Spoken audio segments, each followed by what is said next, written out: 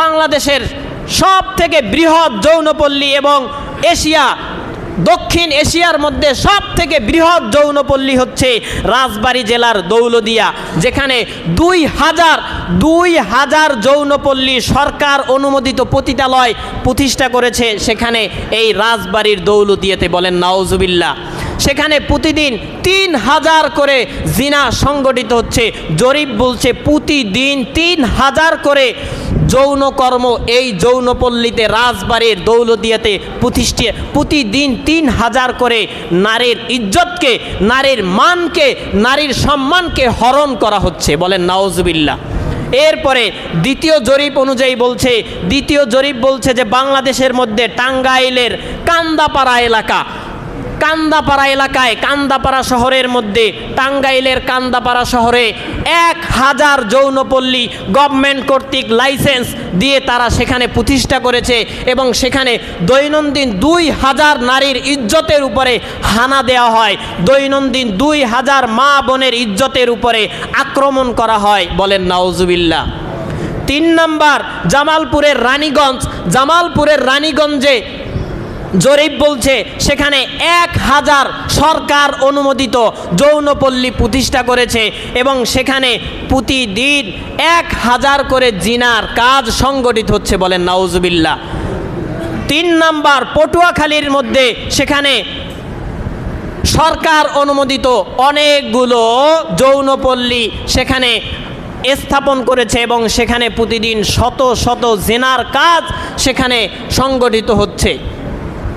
এখন এই সব পতিতালয়গুলোকে যদি সরকার কর্তৃক অনুমোদন করা হয়, সেখানে আপনার মেয়ে, আপনার বোন, আমার মা, আমার বোন যদি গিয়ে কাজ করে, আমি বাধা প্রদান করার মতন ক্ষমতা আমার নাই, কারণ সে সেখানে শ্রম দিতে গিয়েছে।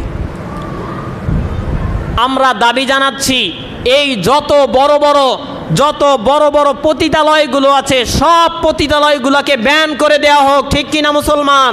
প্রত্যেকটা পতিতালয়গুলোকে সিলগালা করে দেওয়া হোক এবং তাদেরকে সরকার কর্তৃক যে তাদের ট্রেড লাইসেন্সগুলো আছে প্রত্যেকটা লাইসেন্সকে ব্যান করে দেওয়া হোক এবং বাংলাদেশের মধ্যে যতগুলো পতিতালয় আছে সব পতিতালয়গুলোকে নিষিদ্ধ ঘোষণা করা হোক এবং নারীর সম্মানকে, ইসলাম যেভাবে নারীকে সম্মানের আসনে সমাসীন করেছে, নারীকে মায়ের মর্যাদা দান করেছে, নারীকে ইসলাম স্ত্রীর মর্যাদা দান করেছে, নারীকে ইসলাম বোনের মর্যাদা দান করে যেভাবে নারী জাতিকে সম্মানিত করেছে, ঠিক তদ্রূপ রাষ্ট্রীয় কমিশনকে আমি ঘোষণা করব, রাষ্ট্রীয় কমিশনকে আমি আবেদন করব, আপনারা নারী সংস্কার কমিশন নামে যেই সংস্কারের দাবি জানাচ্ছেন এটা নারীর ইজ্জত বাড়ানোর জন্য নয়, বরঞ্চ নারীর ইজ্জতকে মাটির সাথে মিশিয়ে দেওয়ার জন্য, নারীর ইজ্জতকে, নারীর মানকে নর্দমায় নিক্ষিপ্ত করার জন্য। ঠিক কিনা মুসলমান?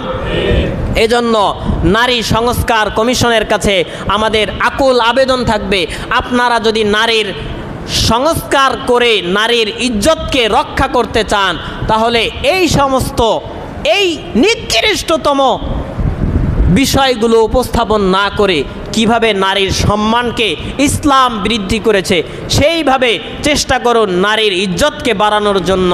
আল্লাহ চাহেতু এই সমস্ত নারীর ইজ্জতকে বাড়িয়ে দেওয়ার মালিক কে? নারীর ইজ্জতকে আল্লাহ রাব্বুল আলামিন আরও বাড়িয়ে দেবেন ইনশাআল্লাহ তাআলা। বাসা বাড়িতে আমার যারা মা বোন শুনছেন, মা আপনিও একটু বিবেচনা করে দেখেন, আপনিও বোন যারা আছো তোমরাও একটু বিবেচনা করে দেখো, স্ত্রী যারা আছো আপনারাও একটু চিন্তার ফিকির করে দেখেন, এমন একটা আইনের জন্য আপনারা সচেষ্ট হচ্ছেন এবং কমিশনারের কাছে দাবি জানাচ্ছেন, প্রধান উপদেষ্টার কাছে তারা এই দাবিগুলো উপস্থাপন করেছে, এখনও রাষ্ট্রীয় কর্তৃক পাশ হয়নি, কিন্তু সবগুলা আইন পত্রপত্রিকায় মিডিয়াতে প্রকাশ হয়েছে। এর তীব্র নিন্দা জ্ঞাপন করছি। আল্লাহ রাব্বুল আলামিন সংস্কার কমিশনের মধ্যে যারা রয়েছেন আল্লাহ তাআলা এদেরকে বোঝার তৌফিক দান করুক, নারীর সম্মানকে বুঝে নারীর সম্মানের আসনে নারীকে উপবিষ্ট করার তৌফিক দান করুক। আমিন ওয়া আখিরি দাওয়ানা আলহামদুলিল্লাহি রাব্বিল আলামিন।